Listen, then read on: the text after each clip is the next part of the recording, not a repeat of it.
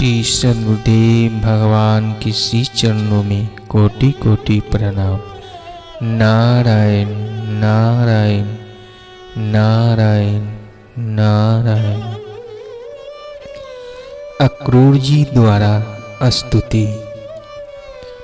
अक्रूर जी ने श्री कृष्ण तथा बलराम जी के साथ ब्रज से मथुरा नगरी लौटते समय यमुना जी में स्नान के पश्चात गायत्री मंत्र का जप करते हुए जब जल में डुबकी लगाई, तब उन्होंने शेष जी के गोद में विराजमान शंख चक्र गदा पद्मधारी भगवान श्री कृष्ण के साक्षात दर्शन किए थे। भगवान की अद्भुत झांकी देखकर उनका हृदय परमानंद से लबालब भर गया और प्रेम भाव का उद्रेक होने से नेत्रों से आंसू छलकने लगे। वे दोनों हाथ जोड़कर चरणों में नतमस्तक होकर गदगद स्वर में प्रभु की इस प्रकार से स्तुति करने लगे। प्रभु, आप प्रकृति आदि समस्त कारणों के परम कारण हैं। आप ही अविनाशी पुरुषोत्तम नारायण हैं तथा आपके ही नाभि कमल से उन ब्रह्मा जी का आविर्भाव हुआ है, जिन्होंने इस चराचर जगत की सृष्टि की है। मैं आपके चरणों में नमस्कार करता हूँ। पृथ्वी, जल, अग्नि, वायु, आकाश, अहंकार, महत्त्व, प्रकृति, पुरुष, मन, इंद्रिय, संपूर्ण इंद्रियों के विषय और उनके अधिष्ठात्री और ये सब के सब आपके ही अंग स्वरूप है। प्रकृति और प्रकृति से उत्पन्न होने वाले समस्त पदार्थ इदम वृत्ति के द्वारा ग्रहण किए जाते हैं, इसलिए ये सब अनात्मा है। अनात्मा होने के कारण जड़ है और इसलिए आपका स्वरूप नहीं जान सकते, क्योंकि आप तो स्वयं आत्मा ही ठहरे। ब्रह्मा जी अवश्य ही आपके स्वरूप हैं, परंतु वे प्रकृति के गुण रजस से युक्त हैं, इसलिए वे भी आपकी प्रकृति का और उसके गुणों से परे का स्वरूप नहीं जानते। साधु योगी स्वयं अपने अंतःकरण में स्थित अंतर्यामी के रूप में समस्त भूत भौतिक पदार्थों में व्याप्त परमात्मा के रूप में और सूर्य, चंद्र, अग्नि आदि देवमंडल में स्थित इष्ट देवता के रूप में तथा उनके साक्षी महापुरुष एवं नियंता ईश्वर के रूप में साक्षात आपकी ही उपासना करते हैं। बहुत से कर्मकांडी ब्राह्मण कर्म मार्ग का उपदेश करने वाली त्रय विद्या के द्वारा जो आपके इंद्र, अग्नि आदि अनेक देववाचक नाम तथा ब्रजहस्त, सप्ताची आदि अनेक रूप बतलाती है। बड़े बड़े यज्ञ करते हैं और उनसे आपकी ही उपासना करते हैं। बहुत से ज्ञानी अपनी समस्त कर्मों का संन्यास कर देते हैं और शांत भाव में स्थित हो जाते हैं। वे इस प्रकार ज्ञान यज्ञ के द्वारा ज्ञान स्वरूप आपकी ही आराधना करते हैं। और भी बहुत से संस्कार संपन्न अथवा शुद्ध चित्त वैष्णवजन आपकी बतलाई हुई 5 रात्र आदि विधियों से तन्मय होकर आपके चहुव्यूह आदि अनेक और नारायण रूप एक स्वरूप की पूजा करते हैं। भगवान दूसरे लोग शिवजी के द्वारा बतलाए हुए मार्ग से, जिसके आचार्य भेद से अनेक अवान्तर भेद भी हैं, शिव स्वरूप आपकी ही पूजा करते हैं। स्वामी, जो लोग दूसरे देवताओं की भक्ति करते हैं और उन्हें आपसे भिन्न समझते हैं, वे सब भी वास्तव में आपकी ही आराधना करते हैं, क्योंकि आप ही समस्त देवताओं के रूप में हैं और सर्वेश्वर भी हैं। प्रभु, जैसे पर्वतों से सब ओर बहुत सी नदियां निकलती हैं और वर्षा के जल से भरकर घूमती घामती समुद्र में प्रवेश कर जाती है, वैसे ही सभी प्रकार के उपासना मार्ग घूम घाम कर देर सवेर आपके ही पास पहुंच जाते हैं। प्रभु, आपकी प्रकृति के 3 गुण हैं, सत्व, रज और तम।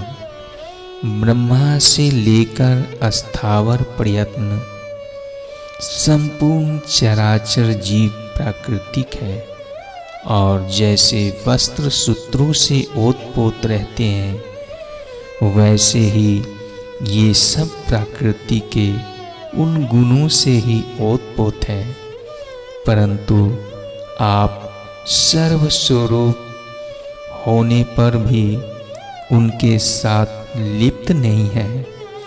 आपकी दृष्टि निर्लिप्त है, क्योंकि आप समस्त वृत्तियों के साक्षी हैं।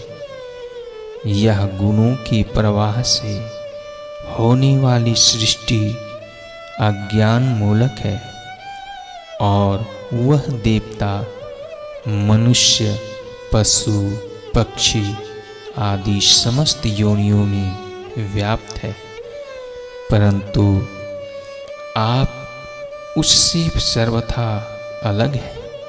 इसलिए मैं आपको नमस्कार करता हूँ।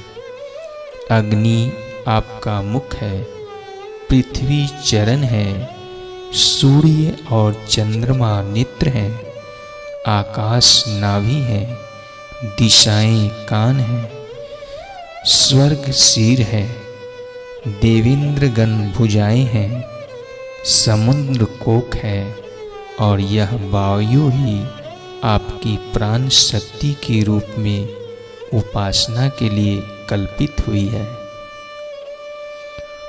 वृक्ष और औषधियाँ रोम हैं, मेध सिर के केश हैं, पर्वत आपके अस्थि समूह और नख है, दिन और रात पलकों का खोलना और मिचना है, प्रजापति जननेन्द्रिय हैं, और वृष्टि ही आपका वीर्य है। अविनाशी भगवान, जैसे जल में बहुत से जलचर जीव और गूलर के फलों में नन्हे नन्हे कीट रहते हैं, उसी प्रकार उपासना के लिए सुकृत आपके मनों में पुरुष रूप में अनेक प्रकार के जीव जंतुओं से भरे हुए लोक और उनके लोकपाल कल्पित किए गए हैं। प्रभु, आप क्रीड़ा करने के लिए पृथ्वी पर जो जो रूप धारण करते हैं, वे सब अवतार लोगों के शोक मोह को धो बहा देते हैं और फिर सब लोग बड़े आनंद से आपके निर्मल यश का गान करते हैं। प्रभु, अपने वेदों, ऋषियों, औषधियों और सत्यव्रत आदि की रक्षा दीक्षा के लिए मत्स्य स्वरूप धारण किया था और प्रलय के समुद्र में स्वच्छंद विहार किया था। आपके मत्स्य रूप को मैं नमस्कार करता हूँ। आपने ही मधु और कटैव नाम के अश्वों का संहार करने के लिए हयग्रीव अवतार ग्रहण किया था। मैं आपके उस रूप को भी नमस्कार करता हूँ। आपने ही वह विशाल कश्यप रूप ग्रहण करके मंदराचल को धारण किया था। आपको मैं नमस्कार करता हूँ। आपने ही पृथ्वी के उद्धार की लीला करने के लिए वराह रूप स्वीकार किया था। आपको मेरे बार बार नमस्कार। प्रहलाद जैसे साधु जनों का भेद भय मिटाने वाले प्रभु, आपके उस अलौकिक नरसिंह रूप को मैं नमस्कार करता हूँ। आपने 52 रूप ग्रहण करके अपने पगों से तीनों लोक नाप लिए थे। आपको मैं नमस्कार करता हूँ। धर्म का उल्लंघन करने वाले घमंडी क्षत्रियों के वन का छेदन कर देने के लिए आपने भृगुपति परशुराम रूप ग्रहण किया था। मैं आपके उस रूप को नमस्कार करता हूँ। रावण का नाश करने के लिए आपने रघुवंश में भगवान राम के रूप में अवतार ग्रहण किया था। मैं आपको नमस्कार करता हूँ। वैष्णव जनों तथा यदुवंशियों का पालन पोषण करने के लिए आपने ही अपने को वासुदेव, संकर्षण, प्रद्युम्न और अनिरुद्ध इस चतुर्व्यूह के रूप में प्रकट किया है। मैं आपको बार बार नमस्कार करता हूँ। दैत्य और दानवों को मोहित करने के लिए आप शुद्ध अहिंसा मार्ग के प्रवर्तक बुद्ध का रूप ग्रहण करेंगे। मैं आपको नमस्कार करता हूँ। और पृथ्वी के क्षत्रिय जब म्लेच्छ प्राय हो जाएंगे, तब उनका नाश करने के लिए आप ही कलिक के रूप में अवतीर्ण होंगे। मैं आपको नमस्कार करता हूँ। भगवान, ये सब के सब जीव आपकी माया से मोहित हो रहे हैं और इस मोह के कारण ही यह मैं हूँ और यह मेरा है, इस झूठे दुराग्रह में फंसकर कर्म के मार्गों में भटक रहे हैं। मेरे स्वामी, इसी प्रकार मैं भी स्वप्न में दिखने वाले पदार्थों के समान झूठे देह गेह पत्नी पुत्र और धन स्वजन आदि को सत्य समझकर उन्हीं के मोह में फंस रहा हूँ और भटक रहा हूँ। मेरी मूर्खता तो देखिए प्रभु। मैं अनित्य वस्तुओं को नित्य, अनात्मा को आत्मा और दुख को सुख समझ लिया है। भला इस उल्टी बुद्धि की भी कोई सीमा है? इस प्रकार अज्ञानवश संसारिक सुख दुख आदि द्वंद्व में ही रम गया और यह बात बिल्कुल भूल गया कि आप ही हमारे सच्चे प्यारे हैं। जैसे कोई अनजान मनुष्य जल के लिए तालाब पर जाए और उसी से पैदा हुए सिवार आदि घासों से ढका देखकर ऐसा समझ ले कि यहाँ जल नहीं है, तथा सूर्य के किरणों में झूठ मूठ प्रतीत होने वाले जल के लिए मृग तृष्णा की ओर दौड़ पड़े, वैसे ही मैं आपके ही माया से छिपे रहने के कारण आपको छोड़कर विषयों में सुख की आशा से भटक रहा हूँ। मैं अविनाशी अक्षर वस्तु के ज्ञान से रहित हूँ। इसी से मेरे मन में अनेक वस्तुओं की कामना और उनके लिए कर्म करने के संकल्प उठते ही रहते हैं।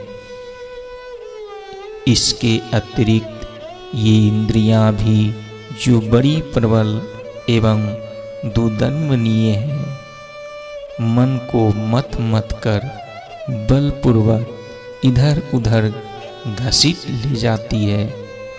इसलिए इस मन को मैं रोक नहीं पाता।